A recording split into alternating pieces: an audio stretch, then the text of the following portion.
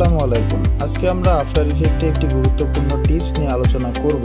অনেক সময় আমরা দেখি যে আফটার ইফেক্টে মাল্টিপল লেয়ার অ্যানিমেট করা থাকলে আমরা একসাথে এর পজিশন, রোটেশন বা স্কেল চেঞ্জ করতে পারি না। যেমন এখানে আমরা দেখতে পাচ্ছি দুইটি লেয়ারের কি ফ্রেম দেওয়া আছে এবং অ্যানিমেট করা আছে।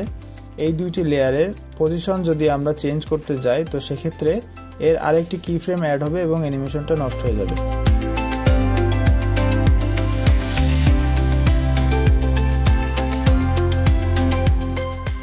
সেক্ষেত্রে আমরা যেটা করতে পারি, একটি নাল অবজেক্ট ক্রিয়েট করতে পারি এবং নাল অবজেক্টের সাথে নিচের দুটি লেয়ার প্যারেন্ট করে দিতে পারি।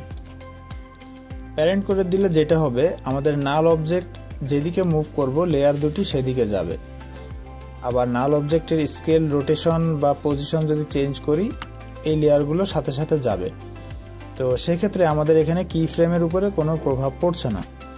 এখন আমাদের নাল অবজেক্ট সহ লেয়ার দুটির পজিশন চেঞ্জ করার পরে আমরা নাল অবজেক্টটি ডিলিট করে দিলে এর পজিশনটি এটাই থেকে যাবে, কিন্তু আমাদের কি ফ্রেমের কোনো চেঞ্জ হবে না। তো এভাবে আমরা একসাথে দুটি লেয়ার মুভ করতে পারি কোনো কি ফ্রেমের পরিবর্তন না করে।